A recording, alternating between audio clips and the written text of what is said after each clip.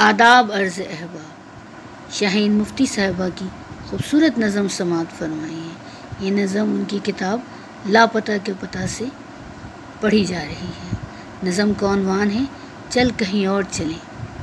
فرماتی ہیں شام ایک شام سے باہر ہے کھڑی، شام ایک شام سے باہر ہے کھڑی، رات کے خوف سے لرزیدہ ہے، رات جو کشمکش وقت میں پوشیدہ ہے، کہیں آفاق پہ رکھا ہوا ہے حرف سربستہ کا سامان وجود، کہیں آفاق پہ رکھا ہوا ہے حرف سربستہ کا سامان وجود، جس کی تقریب شناسائی میں رات دو نیم ہوئی، بات تقسیم ہوئی۔